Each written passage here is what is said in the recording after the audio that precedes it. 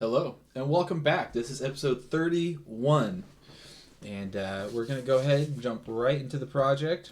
Today we are really just looking at kind of like the final stages here. So we're going to do a little bit of just playing around with the mix. So we've really put this together. You know what? Let's get into the music and then we'll work it through here. We have a couple different buses that are containing everything. And we have a couple stand-alone tracks that aren't bussed anywhere.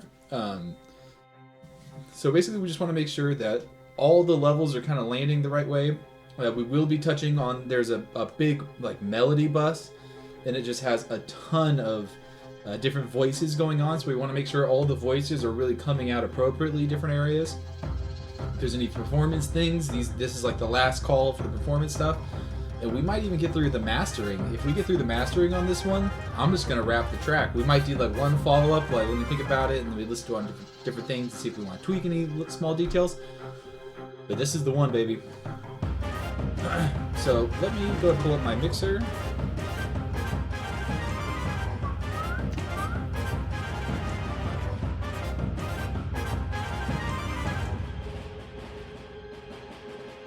And we're listening for this delay. So my only note on this delay, I think we're going to keep it. That was our question on this one. But I want to adjust the mix down just a little bit. I always get stuck between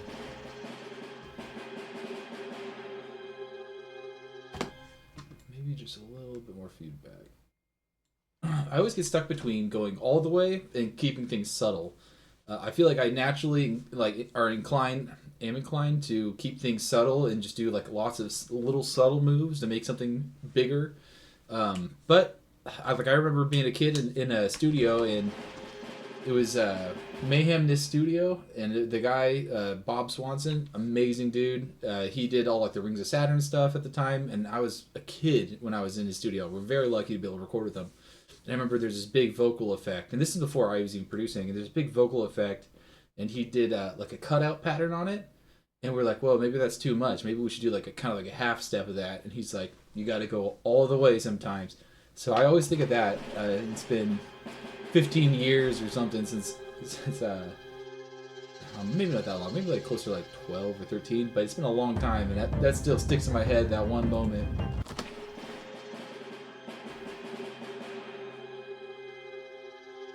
I'm thinking something like that's a little lighter. It's a little bit more empty of a space, so it has a little bit more presence.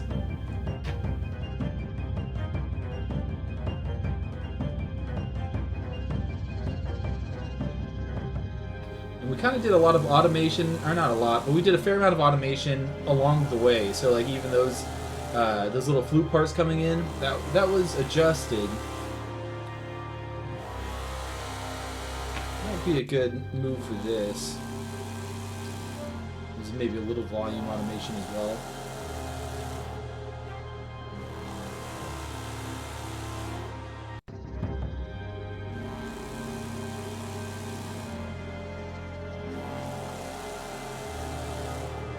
At least for it to come back louder in the chorus, maybe?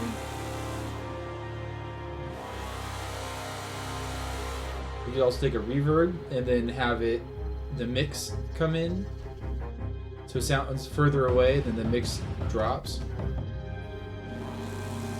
Let's just try some stuff out. It doesn't hurt. Let's see. String drone? No. It's the synth bass. Stem. So we'll go right here. It's true, we do have some saxophones that wouldn't hurt to give a little bit of something on there. I think the melody bus is really what we're going to focus on today. And I'm not too worried about the time limit. We got quite a few hours to play around here. So this may be a little bit of a longer one. We'll just see. I wouldn't mind getting this one through the finish line and get a new project on the dock here. So let's go large.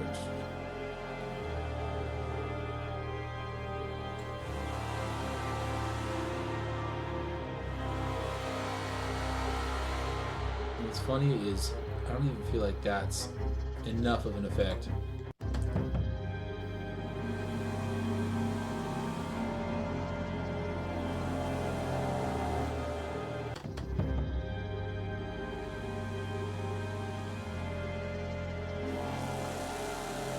Okay, so I had it at 100% just to really hear the difference. I feel like that one makes it feel way in the back, but that wormhole had a lot of like a sonic presence that was like articulated in like the lower mids, and we didn't need that.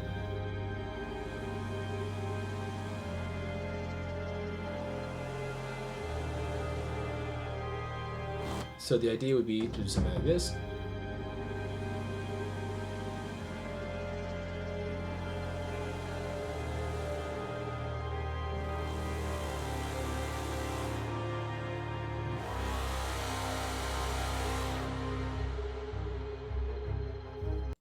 These ones would be en natural. That's what I'm taking out. Let's go ahead and get this set so the mix is there. I'm using a lot of presets for this one. I generally will find I have a couple presets that I know and I like, and I'll kind of stick to those, and then I will adjust as needed. But that always makes me nervous. Like, is that not enough customization? Do I need to do more than that? But there's so many different options that will get you pretty close. That just to move a dial here and there. Like with reverb, that's really my biggest focus. I will adjust certain things, but only in very rare cases. Let's go ahead and pull up. Whoa. Go ahead and pull up our control here. We'll get an envelope on that. It's after EQ. That sounds right. Yeah, ReaComp. Yep. Perfect.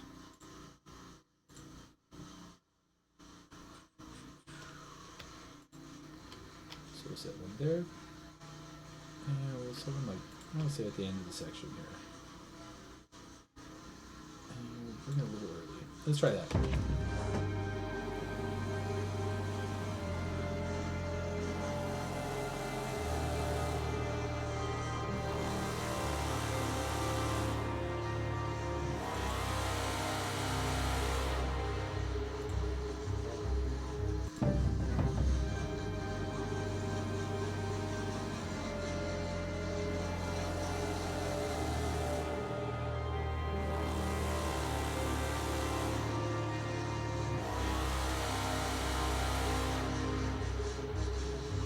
Leave it, and then we'll bring just the tiniest volume automation. Something just a little bump up.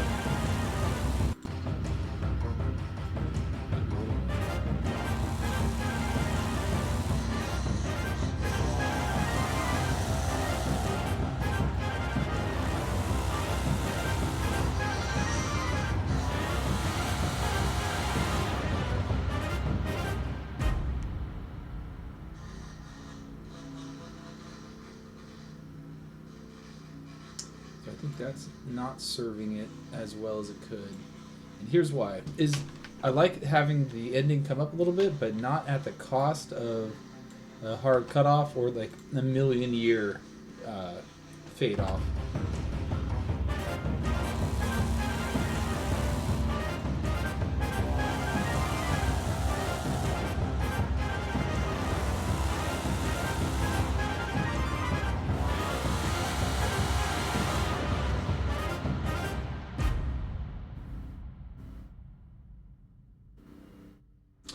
And I feel like that lets the boominess of that last stinger note, I believe this sound effect right here, lets that really take the lead on what's taking it out here. I'm pretty happy with those adjustments. It makes me a little cautious to have this so faded, but I'm hoping in the context of the song that will be such an alien sound that it really draws your attention to it.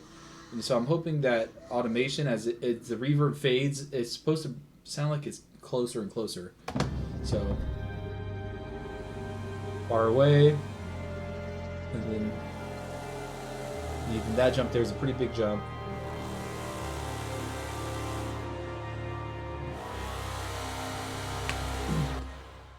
So let me draw this here, and we'll do Be fast start. I always do it wrong when I'm thinking about these. I need just to sit down one day and really consider it, and I think it'll all come together.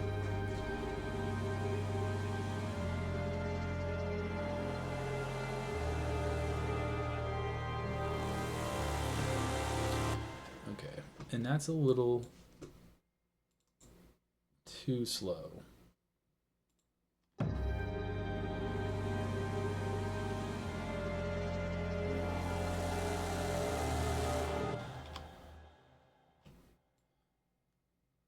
Troublesome. So maybe like here.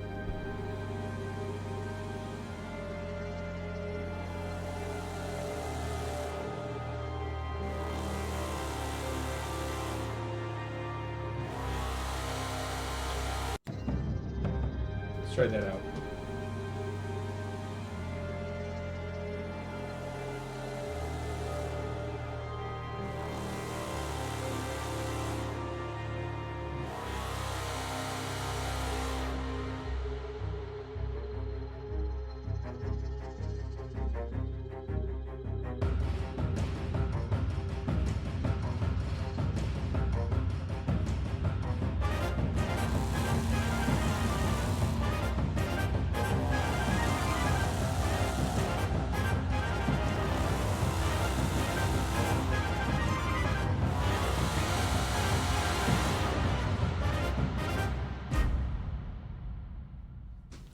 I think that's going to fit a little better. So I'm pretty happy with that. The snare, let's jump back here. Just make sure we're happy with that. I think that's a little more subtle, a little more reasonable.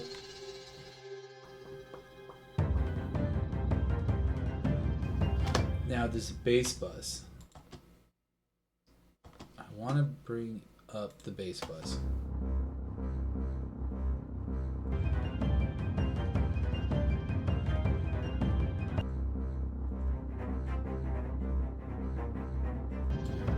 We left off by putting some saturation on it, and we did a little more than I expected, but it really had a good tolerance. With saturation, I just run it till it's too much, and then I go, that's too much, and I kind of bring it back to taste. So we were able to afford a pretty hard saturation on there, which was surprising.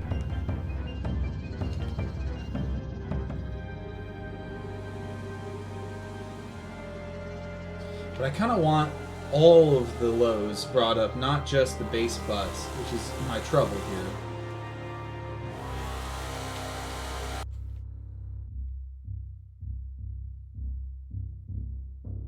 Love that automation, that was a good one.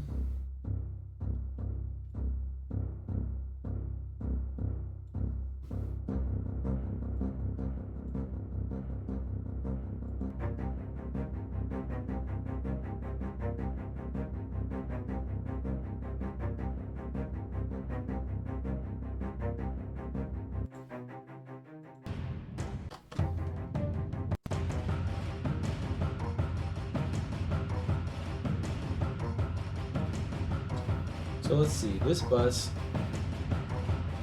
needs a little love as well.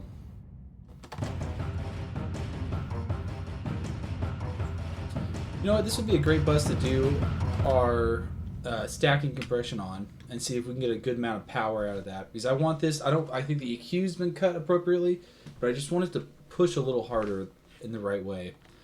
And it's tricky because certain instruments do require different types of compression. So like, I kind of subscribe to the Jay Dilla idea. Like he did these really tight, close snares, so it would be like very, very like on the beat percent essentially, and then a lot of his kicks had a big slope to the way it came in. But it worked great because whenever the snare would pair with the kick, they both kind of had a space sonically. And so we're going to kind of do the same idea, but these are all bussed together. So we wanted to just do a little bit of a oomph to the beginning of the note, which is why we're using the VC76. It's like an 1176 compressor, and those are notoriously fast. So we're going to use it to the best of our abilities to try to get a little bit of a ramp to the beginning. And then we're going to go with the VC2A, which is just another model of a different type of compressor. And I feel like that one has a much slower hit to it, but it is so powerful on just certain things. I have like some like really old tracks in my catalog, and it's like it was when I figured out how cool that 2A compressor is. I think with the acoustic guitar, it really does something special.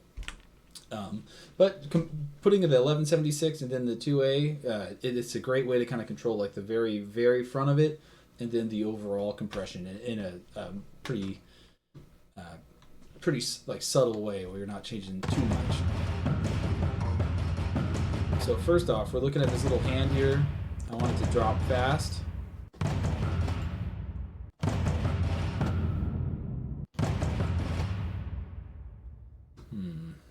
Let's see, this is on organic.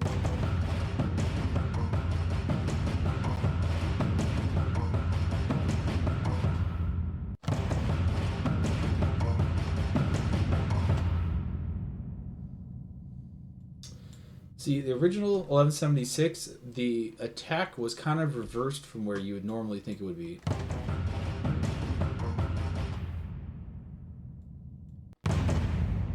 Sorry, I'm thinking of the releases, that one.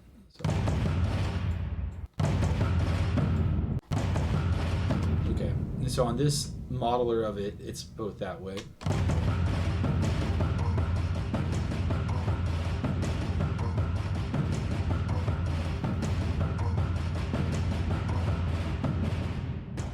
So here comes the trick.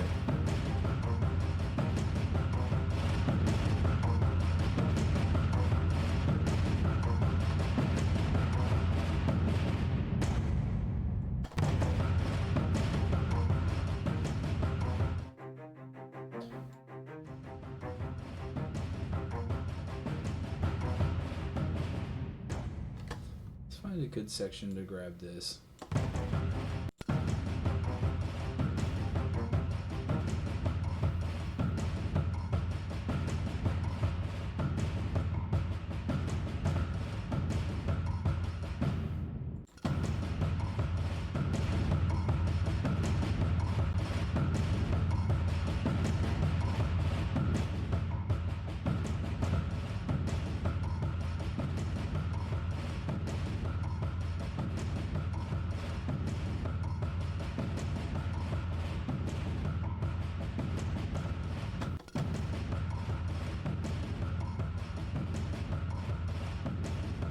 And so I'm just adjusting the ratio on that one. I had turned the ratio up, which is like the amount that you want it to, like the threshold kind of picks where it is. So this, you don't really have a threshold, we have an input, so it's how hard you're putting in the signal. So it's like the threshold set. The input is deciding how loud it's going to go to the threshold. So we want to kind of figure out, we just want to touch it a reasonable amount, but we don't want it to be like completely imperceivable. We want it to be something that does create the effect that we want. So I'm looking at this like maybe 3 is even too high.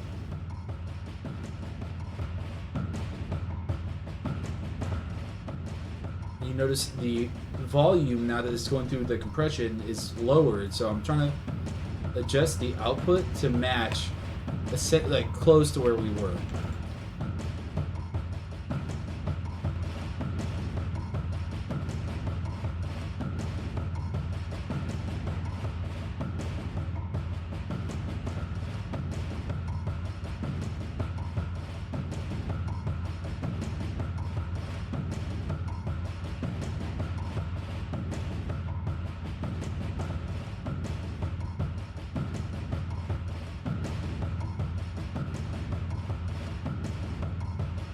So I'm really listening here, trying to figure out what is happening exactly. Like, where is the sound going? So let's start here.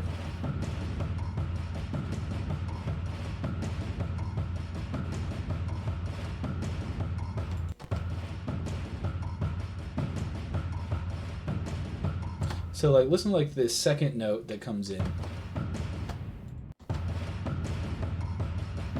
I think it's more apparent there.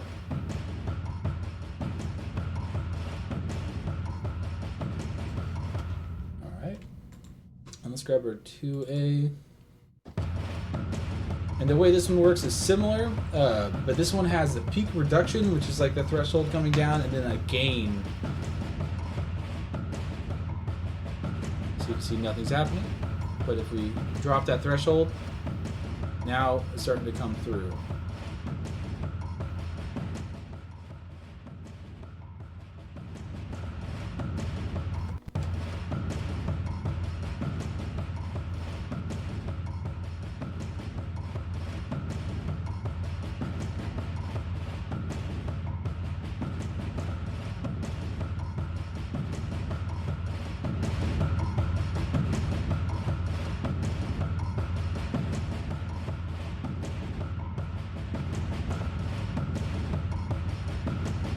I'm thinking I like it around 3 decibels of reduction. Now here's the trouble with this one is we're losing a lot, and the gain is not something that I want to just gas pedal all the way through because it's going to create a lot of volume for this, and the fader's going to be really good.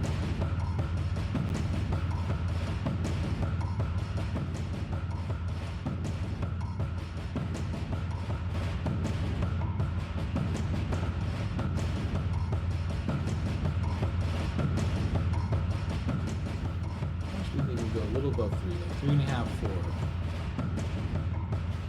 There we are.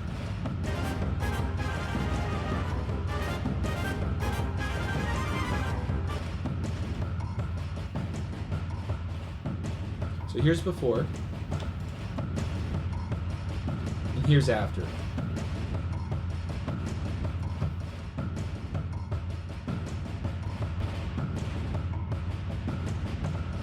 So some of the things I'm perceiving from that is like the action strikes, there's a long tail on that sound, and I can hear it much more clearly in this. I also feel like there's just a little bit more robustness to it.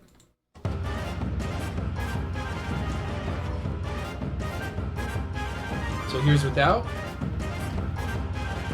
and here's with.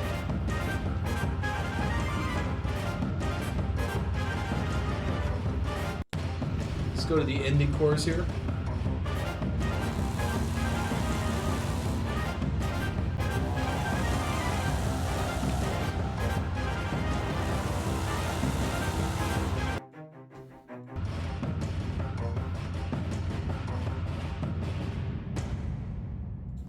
I feel like we could even drop the gain just a little bit. Hold this back.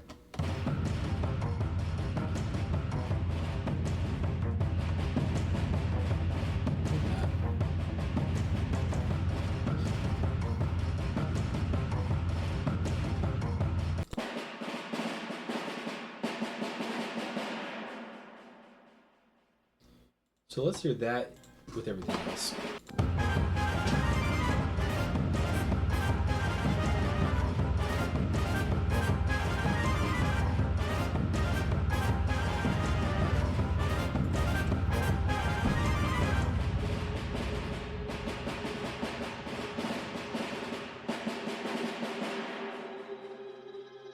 Doesn't sound as good as a real drummer with a real snare, but we'll get by with that.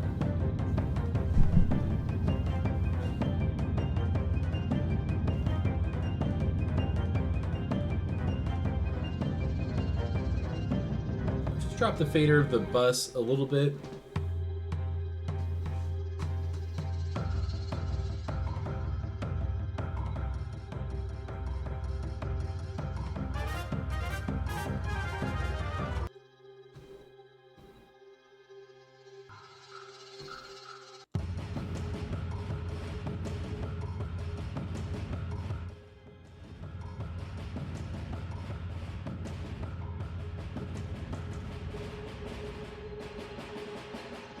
What I'm kind of doing here is just getting the mix.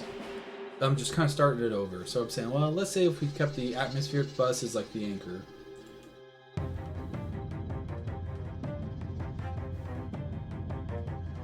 Can we say the cello's a little too much?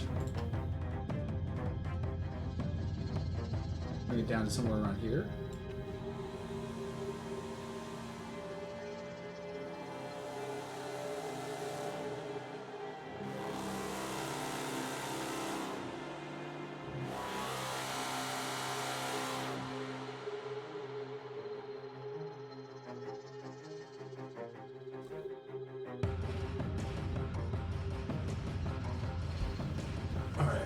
I see where we are.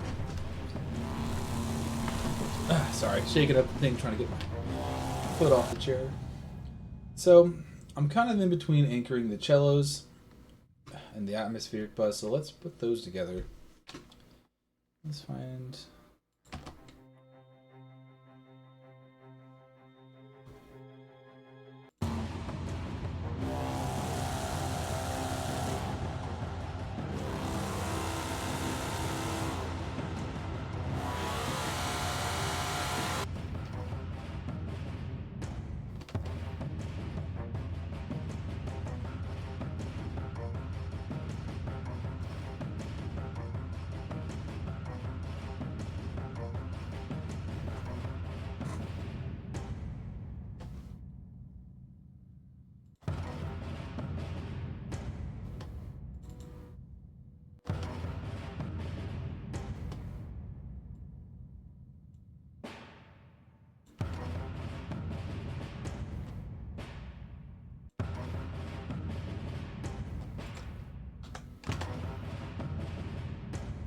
Maybe that's correct. It's just hearing it funny. Alright, so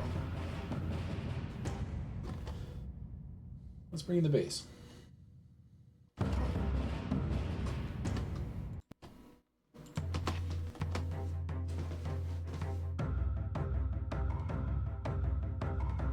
So now that we have the bass in, I want to hear the percussion with the bass. I want to hear how those lock.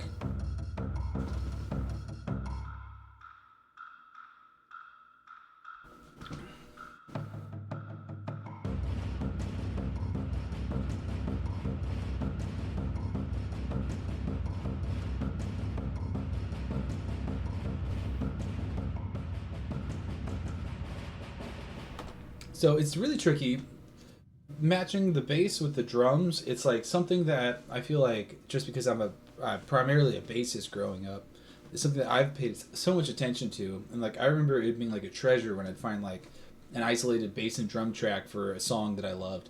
I'd be like, oh dude, like who got this? So, and nowadays you have like this AI isolation and stuff like that, so it's probably even crazier. But just having the actual, like, this was made in the studio, like, this is from the stems and stuff like that, a band would release it, it was huge. So, the bass and drums, I always feel like, the way I can always go back to it is you take the drums are heard well through the whole thing, the bass is heard well through the whole drums. But it's never like I feel like the percussion is always going to be the main driving force. The bass is kind of half supporting that with the low end, and half doing a rhythm that can, or half of the sound from the bass is really helping like the texture of what's going on. So like when we listen to this,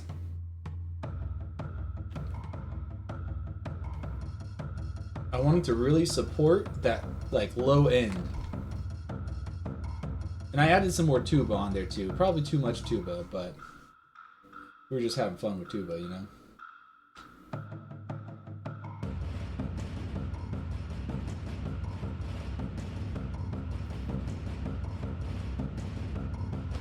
You know why I think it's too much tuba? Is because I feel like it's eroding some of the volume of the bass.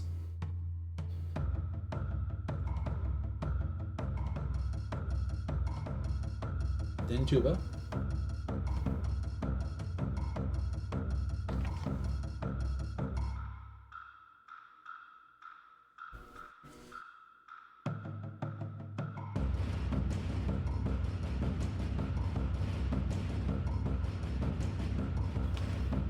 Let's throw an 1176 on this one. And then we'll bring down the overall.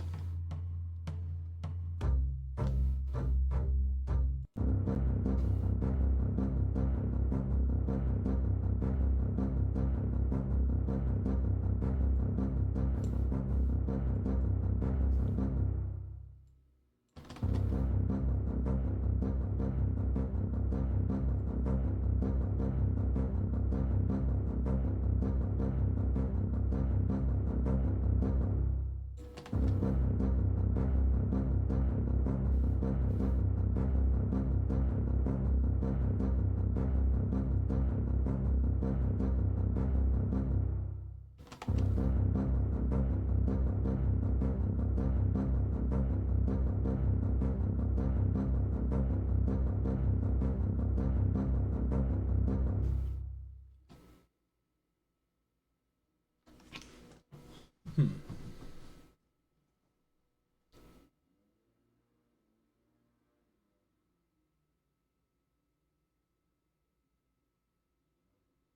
Hmm. Am I healthy or hurting? Let's...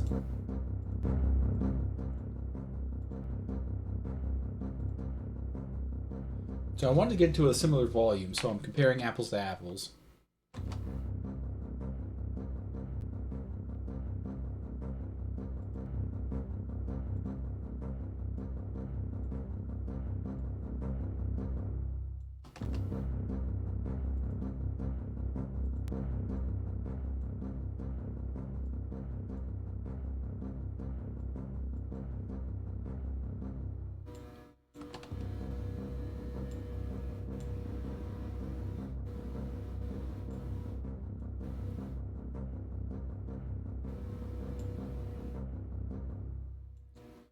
Okay.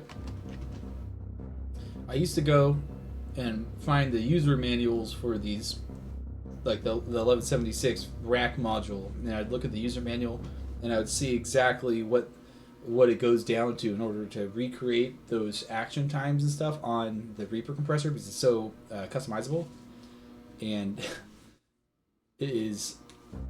Now I look at these and I go, is this factory spec or is this correct? Because I remember the 1176 would get down to like nanoseconds. Like, it was absolutely ridiculous how fast the attack was on that. Now I'm like, is that nanoseconds to you? I do have a different 1176 we can pull out. This is Universal Audio's 1176. Very similar setup.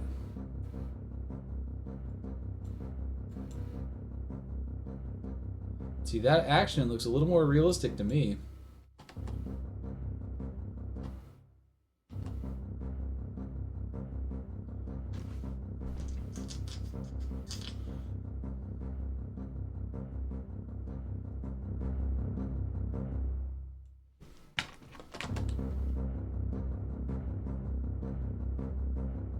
So all I'm doing here is I'm kind of bringing down the peak notes. That way those low ones come out better, because I feel like a lot of those low notes are really important for this.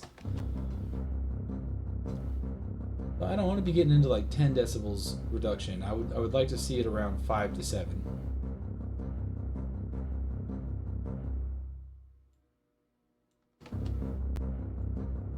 Yeah, I gotta be careful. It's gonna go over if I mess with too much.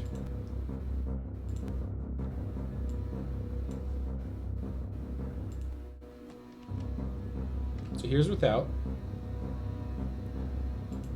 and here's with it.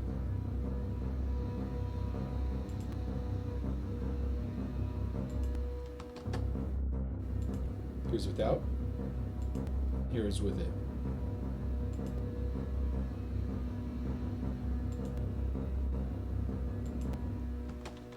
We're going to go back to it again.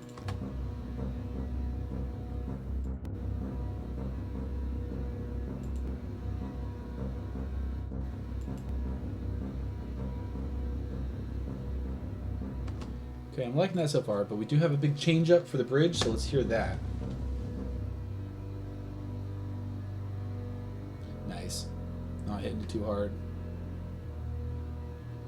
I don't mind a big consistent signal for this because there's other instruments providing a lot of harmonic content, and this is just kind of filling in the bottom of it.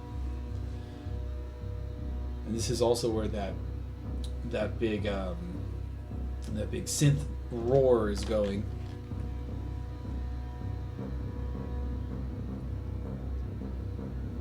Okay. I'm happy with that. I always get a little nervous doing a lot of crossover plugins just because like there's a plugin I love. It's a Sonatex. Let's see, I'll find something I can use for it real quick. Let's pull up the sax. Let's see if I even have it on this rig. Oh, you know what? I don't know if I even... Oh, I do. This is... I love this plugin. I bought this, I don't know, 5-7 years ago, somewhere in that range. And it has so much cool stuff on it. So you have like... This is like the basic mix stuff. So you have the center side balance, which is usually its own plugin on its own. You have different dynamic controls.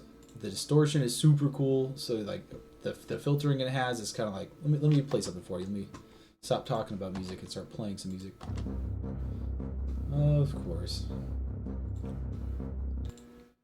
Let's find a little part for it. So we'll say right here.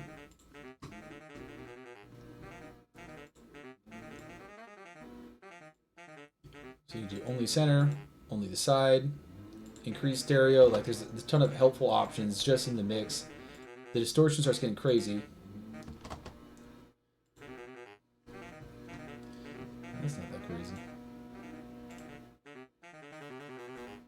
Maybe this isn't hitting as hard as I thought. Let me throw this on the master so you'll hear the whole thing.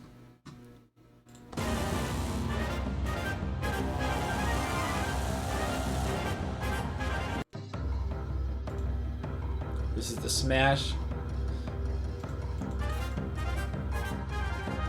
Tape saturation, regular saturation, tube distortion, aware. So there's a bunch of just these random effects. But beyond that, you have the vinyl, which I thought, this is I think what I got it for, was originally getting like a vinyl kind of sound. So you have like a basic 33. You hear the little flutter.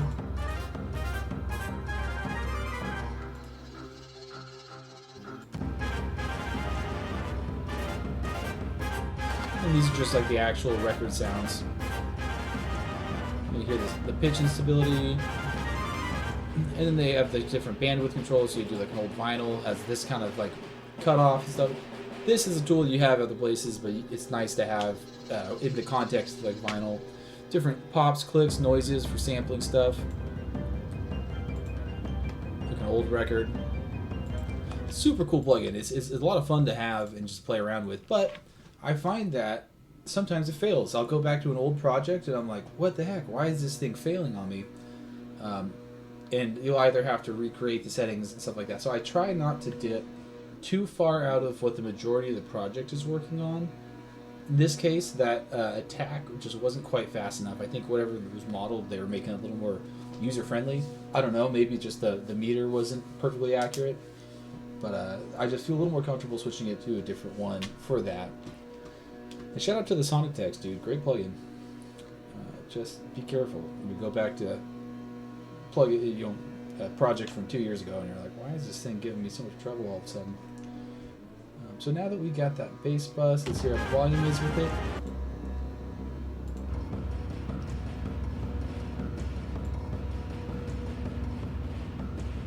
Let me say something like this, because we really want the percussion to be leading this track.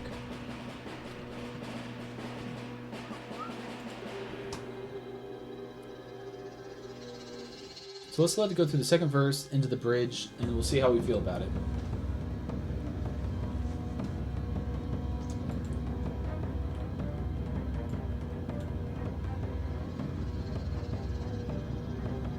I'm bringing the cellos in because those aren't bussed anywhere, so I want to use those kind of as an anchor point.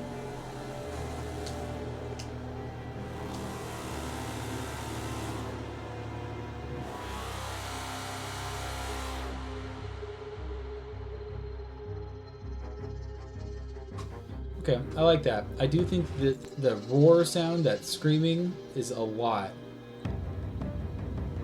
So let's hear it in the context of the last chorus.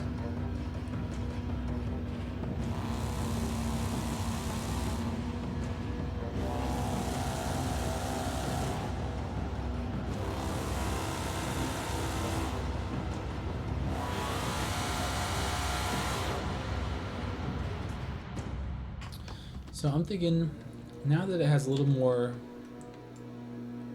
room, I'm gonna bring it down just a hair. Man, I was hoping I could do them all at once. 986. So let's bring this down. Oh, there's another way to do this. Let's see.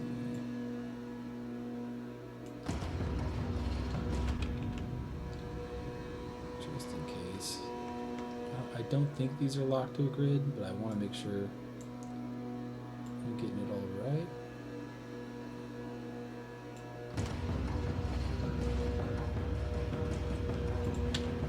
So we're just bringing the volume down overall. That way it competes less with the percussion.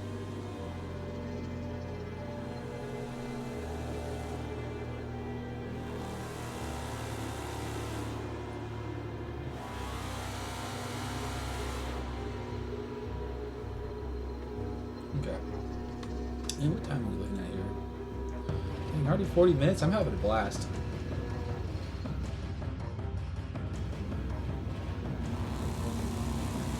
Now it's sticking out on top, I think, more appropriately. What's going to be tricky is fitting that melody bus in here without it being overwhelming, because I believe, granted, there's still the piccolo and the flutes, which are also unbussed, and the sound effects are also unbussed, but overall, that's pretty solid. I'm happy with this kind of setup, so let's bring in the melody and see if we can kind of tuck it in there somewhere.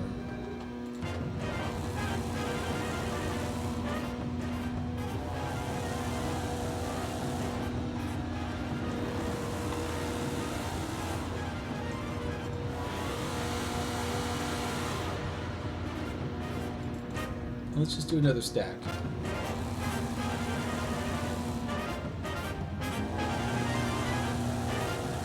This one we'll dig through this if we find something that's helpful. Let's say vocal. What does that look like?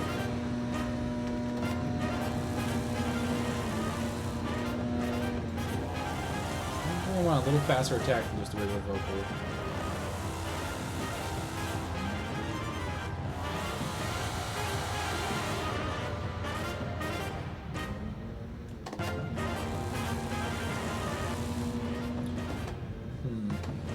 Before we get too far into it,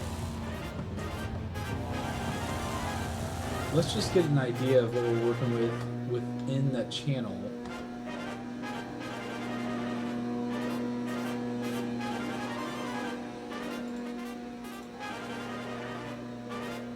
So I'm going to go through. I'm taking my most important aspects, or the ones that I really initially was leaning on. I'm going to listen to those, and I want to hear where they stand out in the mix. And then I'm going to start comparing it to, apologies for the landscapers. It's a little loud for the video, but it needs to happen, you know. So anyways, I'm listening for each individual sound, and I want to make sure I can pinpoint it and I can actually hear it where it's contributing. And then I want to basically start with the ones that are most important to it, and start working my way out and being like, okay, does this need to be as loud? Like, for instance, I'm obviously biased towards that bassoon. That bassoon sounded great. So I probably have more bassoon in there than was actually needed to serve this melody. So we're going to kind of go through and just take each of these little aspects and start working those into the bus so that bus is the best it could be. That way, before I get too deep into this compression, because this is kind of what sparked it, is I know I wanted to do this anyways, but if I start messing with the compression a lot, then I go back and start changing the levels and stuff, it's going to cause more problems than anything. And I'm not too worried about where these are all landing, if they're quiet or they're loud. Well, they can't be peaking. But even if they are a little louder, we can still control that with our melody bus, so I'm not going to worry too much about that, but more of the relationship between them. That way, by the time it hits the bus, it's going to be a little more reasonable. And it might need some EQ tweaking, stuff like that. We'll see. I'm not planning on making that crazy of a change to it. But if there is anything that's popping up that's just bothering us, or there's maybe we could roll off a little bit of the lows, not that the bassoon is out of the question, we'll see. We'll see how much it's pushing. Then we can kind of reorient it and go through the compressor. So let's just knock that out. I could hear the piano off the bat, and I could hear its faint ringing, because it's time-wise a little different than these.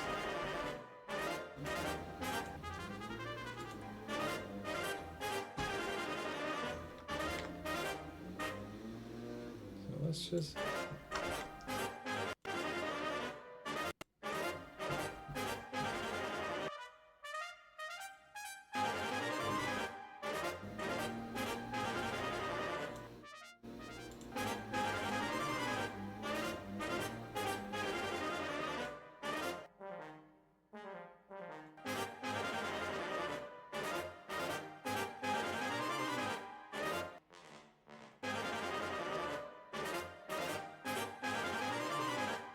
want a little more of that.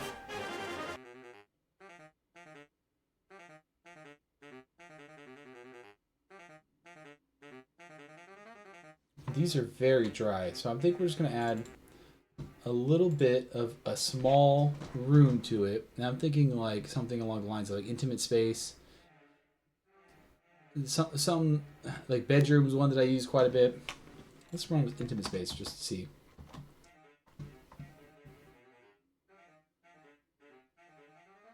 Very interesting. Not what I expected. I don't hear a thing.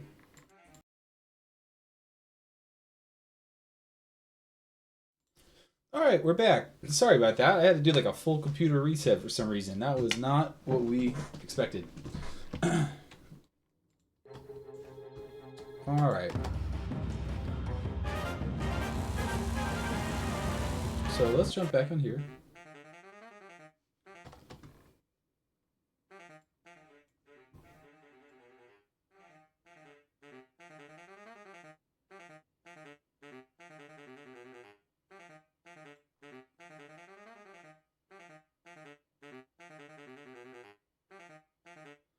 I'm thinking right around in here it's giving a little bit of something, but it's not enough to really jump out and be difficult. We can do a little bypass here, so off. And that's width. And as we go, like say 40%, you can hear it much clearer. So we're going to keep it down there in the 20s.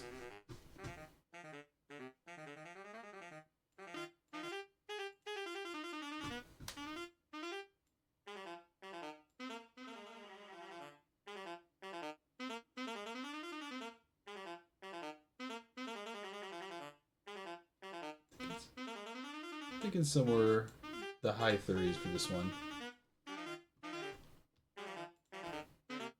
So here's totally flat. Here's with a little bit of reverb on it, just to give it some space. Now let's hear it with the rest of the melody bus.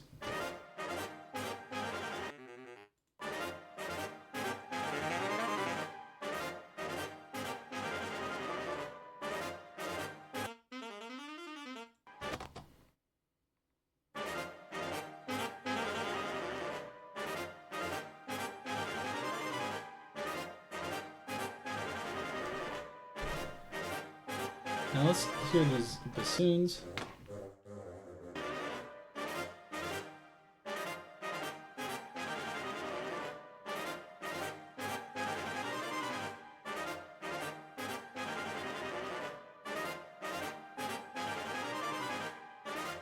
Hearing a little better there.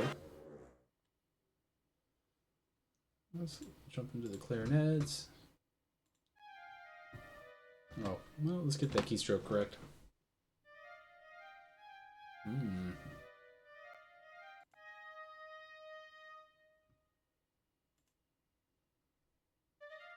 There we go.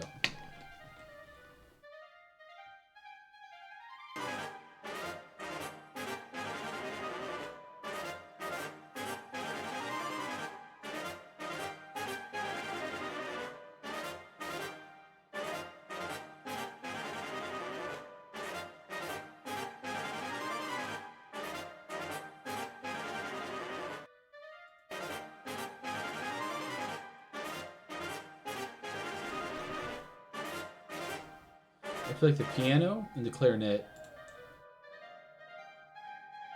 are kind of in the same time frame. I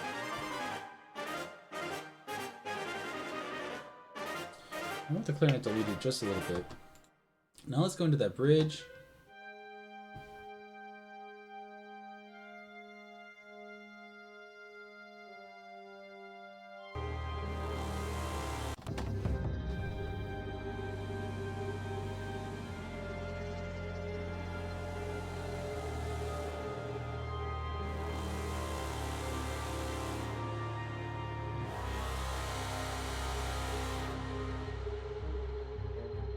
Okay, and we'll listen to it in the chorus here just for context, now that we get the melody bus leveled out pretty well.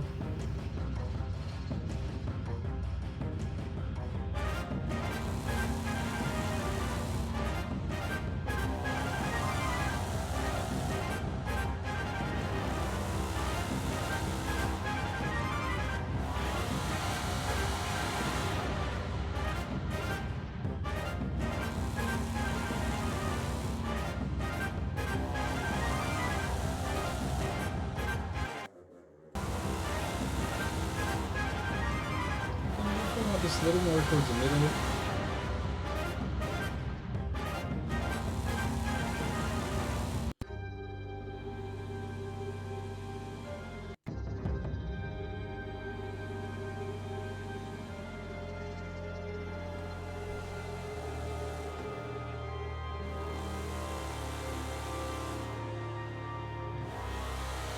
Okay.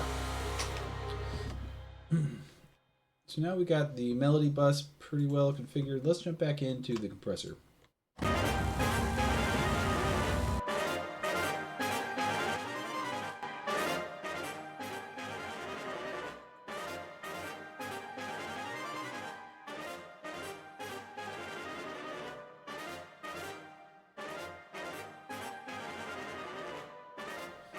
I want to max out around 3 because I want those leads to really come out in those runs now that we've done the compression across all of them.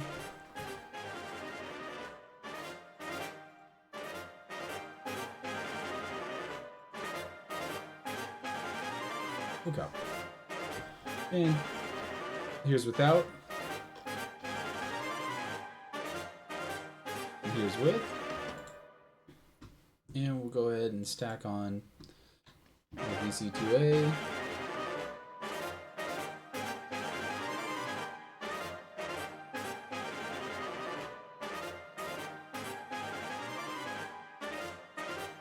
Actually, a little additional compression there.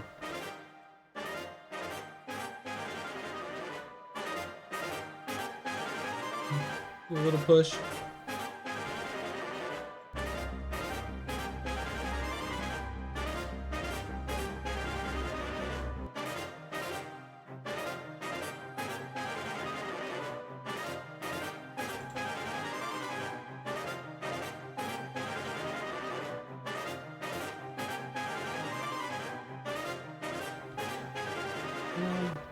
I'm going to drop the cellos back down. Let me pull down the melody bus.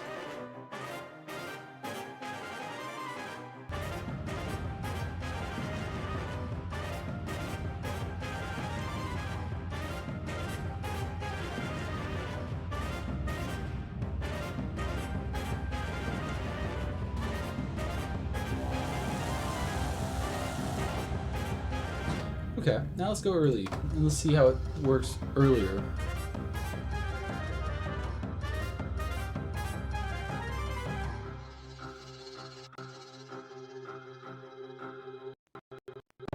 Man, I'm running into all kinds of issues.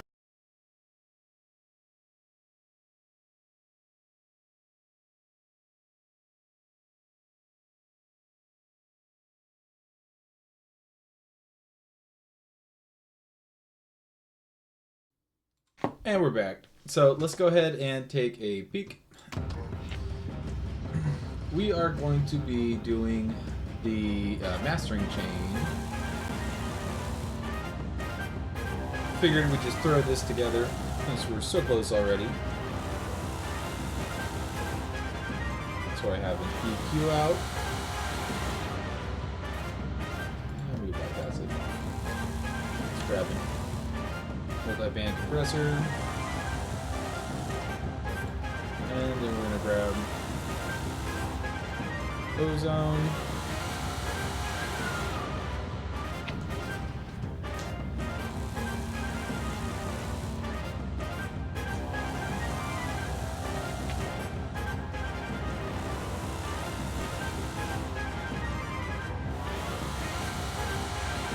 okay, so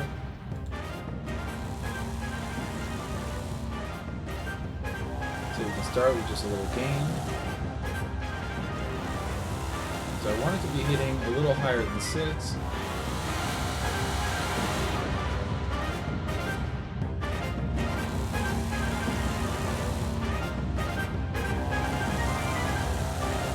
Okay.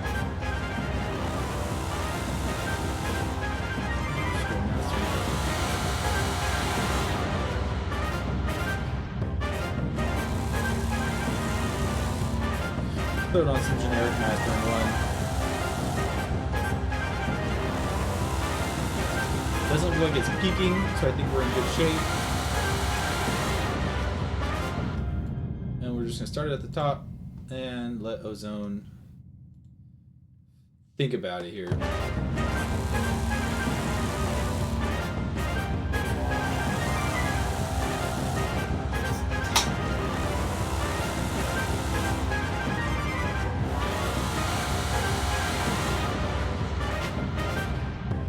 What does it think it is? Rock, interesting. We're gonna keep on cinematic. Okay. I mean, this is pretty predictable. A little surprised by that. Not a huge difference from that time. I love that.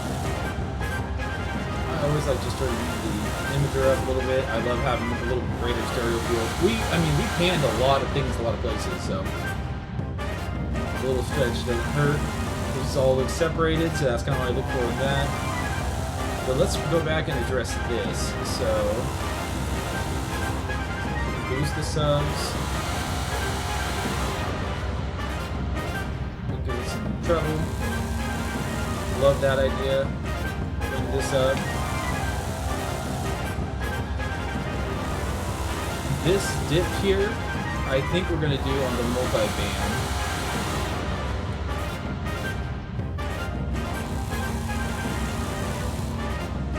Let's go to like 250.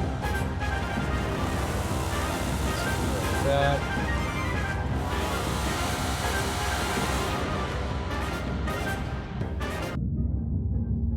So we're getting rid of this kind of stuff. We're compressing it down just a little lower.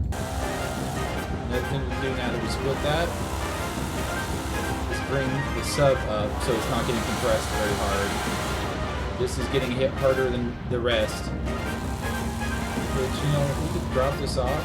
Let's raise this up. Okay, so what's that, like 2K? So we're going for like around 2K. Drop this just a little bit. That way we're doing a lot of this work on the multi-band compressor.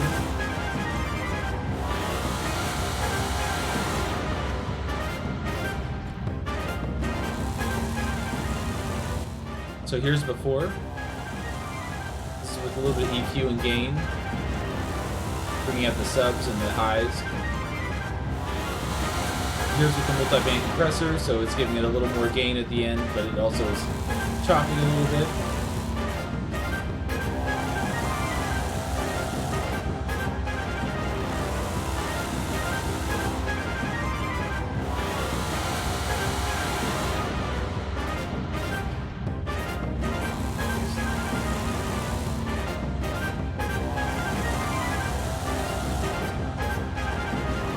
Yeah, I definitely think we got that one pretty well suited. And now we have ozone below stream, so I might change a little bit something for us. But let's go ahead and open up our loudness meter. And we're just going to give it a quick save here. Just because we're getting a little crazy.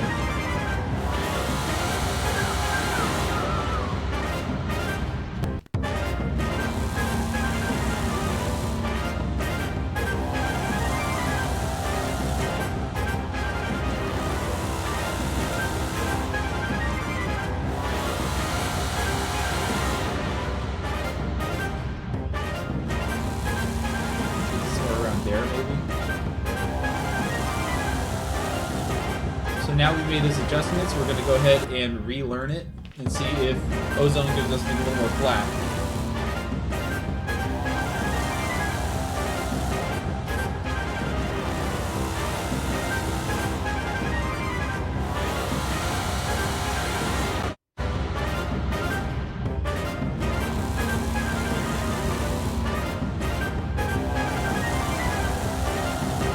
Yep, that's a lot closer to what we're looking for.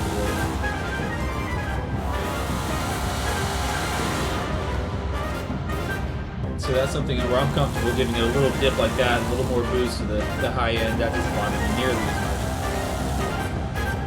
Again, with this one, we're going to go up, give it a bump. You don't really have to worry about that one that much. spaced out, looks great. Got our loudness meter. And we're shooting for like around 11, but it does get louder as it goes. I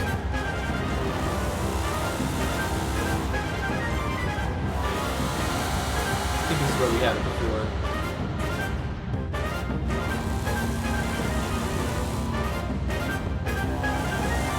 I might be able to crush it a little more than that, but let's listen in context to get an idea of where it is. So here is our start.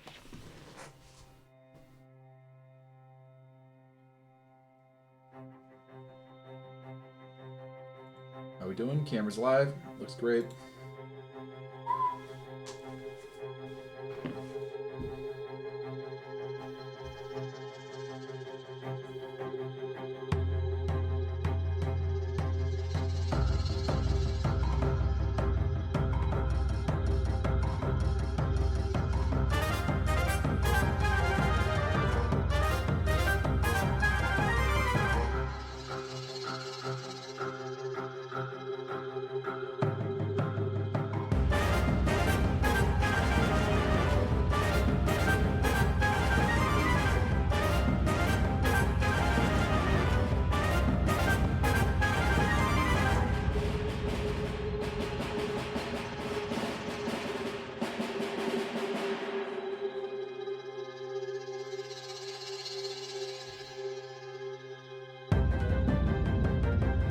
That jumps in pretty fast, I feel. Let's go back and listen to that one more time.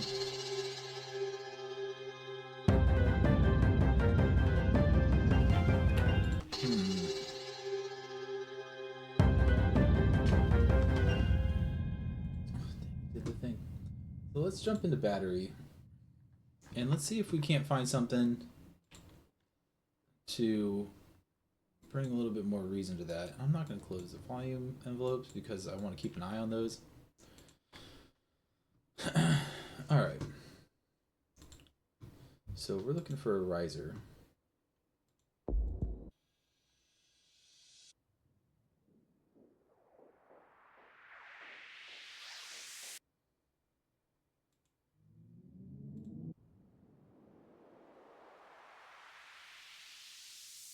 I like that one. Let's just give that a shot.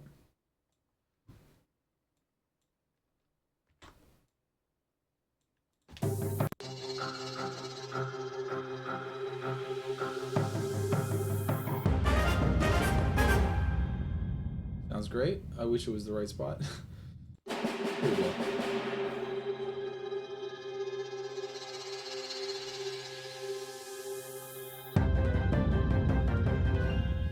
I think that's okay, but let's get another impact on there as well. So it has something to complete to.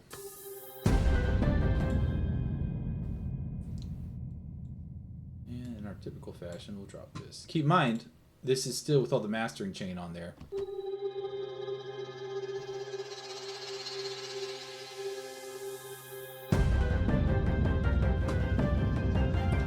Still think that's a little heavy-handed too.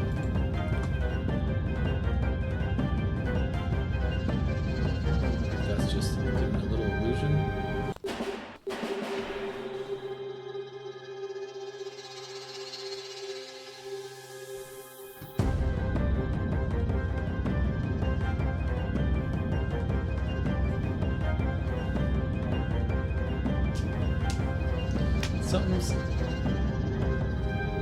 Something's sounding a little off there. Let's just take it from the top and see if we can figure out what's going on.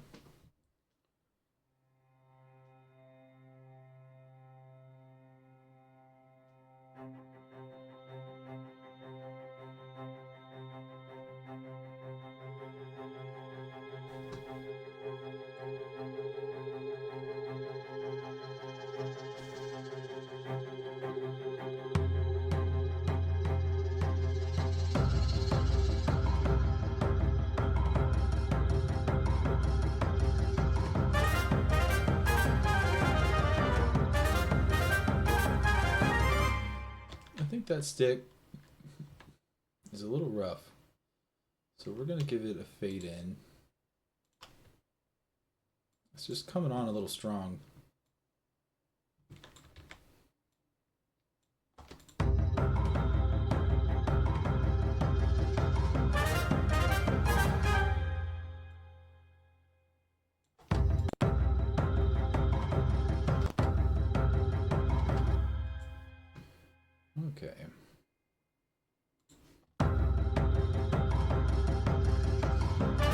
bad, then we can start a little earlier.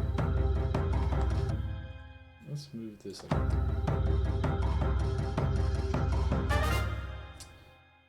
You know, I'm not feeling that. I think that hits a little better.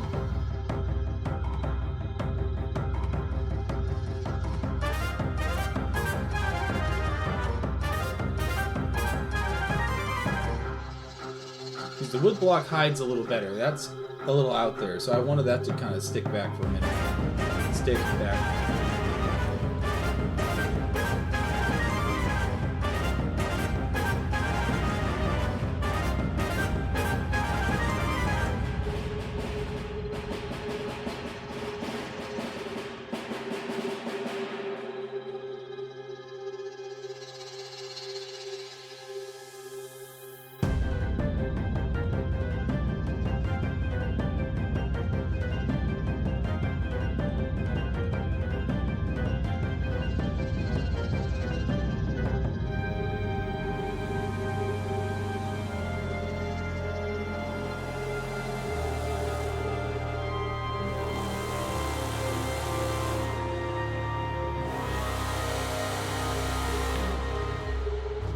I think the clarinet is sticking out a little bit too much.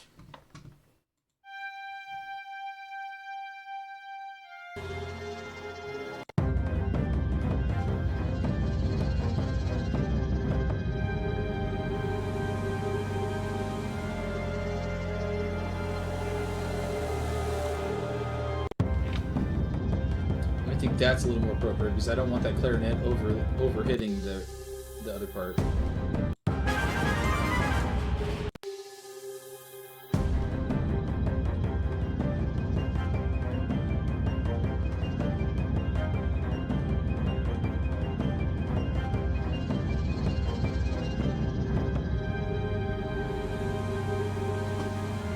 I think the other instruments are coming out a little clearer now that we've brought that down. So I can kind of hear the other notes of the chord. At least for the upper register, that low bass is present enough. I will say it is a little subby,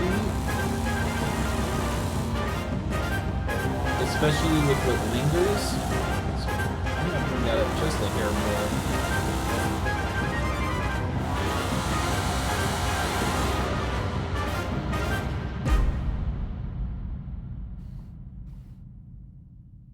Okay.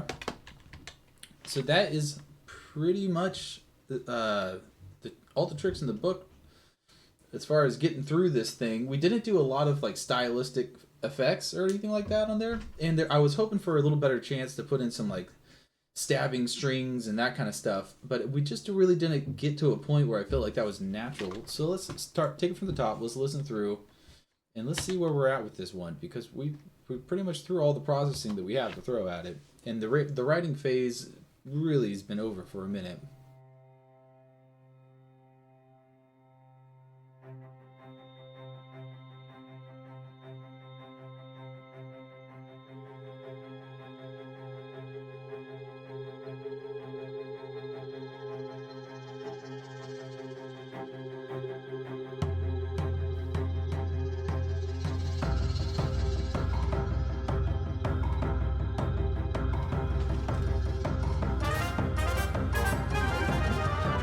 Hold on. I'll be right back.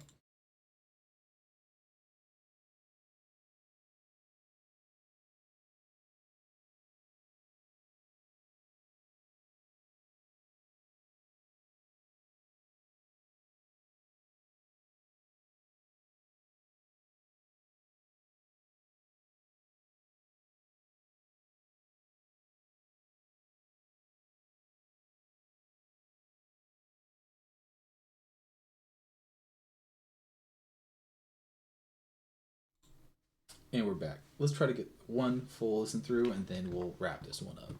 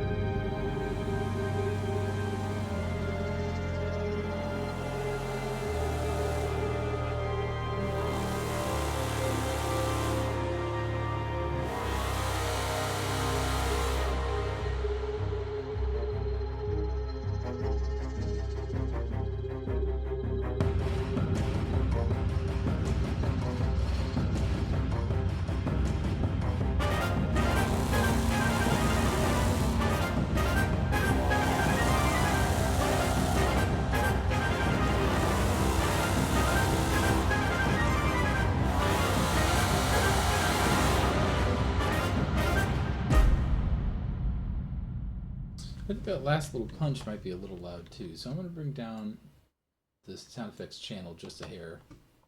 And let's see how that did this and how that does with that. Yeah, I think that's just fine. Okay. And as promised, I think that will be all we do today. I'm thinking this one's wrapped. We'll listen to it and we'll kind of get a little bit of like a you know, like sleep on it kind of thing, and then the next day we'll come back and we might do a couple more things, but yeah, I think this one's ready to be put away, and then we can jump on to the next one. And what's nice is we always have the project file, so if something comes to us, then we can always revisit it. I'm thinking that one's as far as we're gonna get it. I'm really not sure what else I would be able to do on there.